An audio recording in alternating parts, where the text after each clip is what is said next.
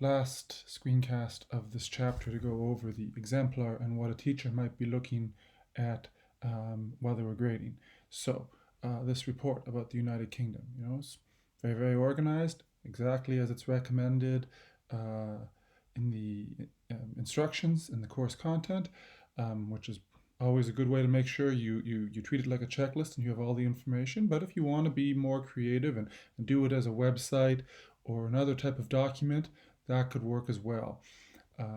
So, talking about some of the cultural things like the etiquette, negotiation styles, and there's a good paragraph here. Talks about politeness. It talks about how to make the relationship work, the timing of the negotiations. It's all very thorough. It's all in here. I'd say a couple of things that we see when students do work is there's some compulsion to add this stock image of people making a handshake during one of these paragraphs. But how does that really enhance one's understanding? And when you see it many times, it becomes a little bit cliched. It's for something like this. If you're clear with your written language, it's not necessary to have unnecessary images. Now, I'd also say if you were writing on LinkedIn to represent your company, you'd probably want to limit things to about 3 points. You'd want to break things up into paragraphs. Sometimes there's this temptation to put everything all in one paragraph, but I think you could organize it with headings, to talk about greetings, to talk about relationships, to talk about negotiations, or whatever your appropriate headings are, and breaking up this long paragraph would fit with how people are writing on websites and writing in emails and writing on LinkedIn in a business setting these days. So, it's very, very specific, giving general information and also some specific examples. It's a little bit like a checklist, but that's fine because that can be very complete. If you feel like one of these topics doesn't apply, for example, if gift giving is not a big deal in your country that you've chosen, just don't mention it. It's up to you to adapt it to suit the information that you've researched. And a good point about the gratuity. That's a good thing to know so that when you're dining, you're following the customs. But I would say it's this information could have been listed in a more concise way. So understand, in a business setting, there's only so much time that everyone has. So get to your point quickly. This person was very thorough, but you could edit it a little bit so that it's a little easier to read because everyone is so busy. So talking about the competitive advantage, talking about, and these are very, very specific competitive advantages. So remember, we've talked about competitive advantages throughout the course. What is it that makes this country, in this case the United Kingdom, stand out from other parts of the world? And they're listed here. One thing I would have liked to have seen that I think would have enhanced this would be some inline citations. So for example, they're talking about tea as a well-known product and mention that it's 1.9 kilograms annually. That's not commonly known, so that would be something that needs a citation so that we can match it to your research.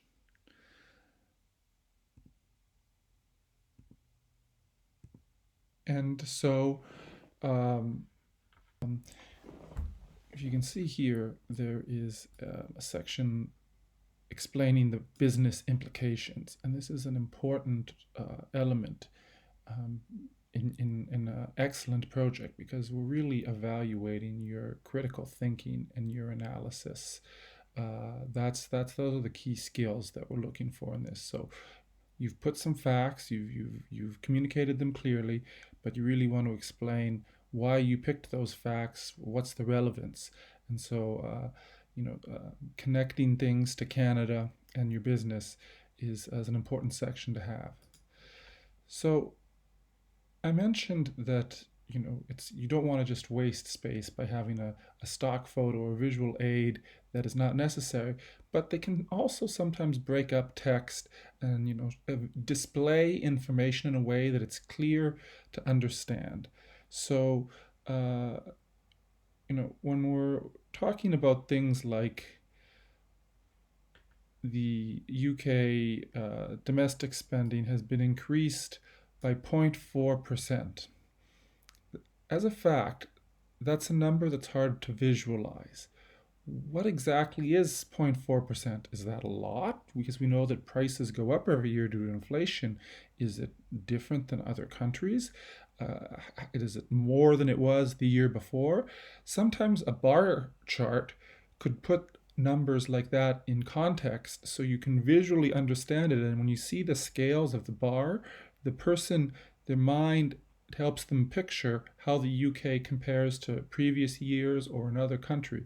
So, well chosen visual aids really help people understand data because sometimes the large numbers they go through our head and it's not as easy to process it and then when there's some clear, charts or a very, very well chosen visual aid. So, you want to do this analysis in um, an objective fashion. I'd say that one thing about to make this consumer, there's very, very good logical points here. I would like to see the works cited list to know exactly where it came from to make sure that the research is reliable and relevant. And I think more demographics, such as those provided by um, the OECD, those that might be provided by the United Kingdom themselves would really fit in here. And that's one area of improvement is we're analyzing the consumers.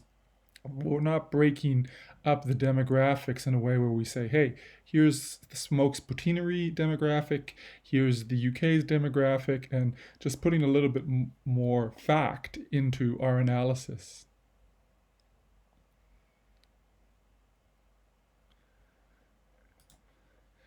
And uh, sometimes I do say to edit, but sometimes when you make a statement and you throw it out there, you have to sort of justify what you're saying and prove your point. So, statement like the demographics which have been proven to enjoy poutine are also what is commonly found in the UK. I would have liked maybe a table. That would be an excellent way to prove your point, to show, hey, here's the demographics we're talking about in Canada, here's the demographics in the UK. Just throwing it into a sentence, it's not as thorough as it could be. So we have a bit of a 4P sort of analysis, talking about some placing, talking about some pricing, talking, you know, can we maybe again find some more can we research some numbers? Can we find some fast food prices in the United Kingdom to show how um, smokes would compare? I think that could make this chapter on cost a little more concrete. And so this is a very this is again detailed. So the person is specific about how the promotion is going to happen and how the communication is going to happen. If you didn't feel that these points applied to your company, you could also do a pest analysis.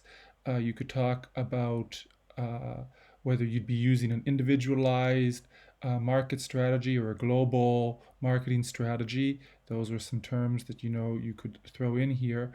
Uh, but again, it's about being, stating why this is a good fit, stating with, providing evidence like demographics, and then also the last three chapters of Unit 3 were about marketing. Um, and also, you might find there's a chapter 7 is about ethics. There's room for ethics if you feel that that would be an issue here.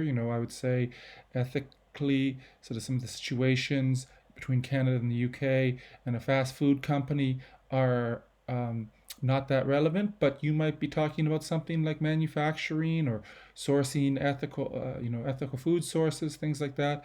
If you feel that it's relevant, feel free to add ethics in here as well. And perhaps one thing that I would just add is the little conclusion, again, linking it all back to the course material, just summarizing your points. And then as you can see here, taking the time, the sources are good. It's not just an encyclopedia, it's some reference sources, Office of National Statistics, consumer trends, some news articles.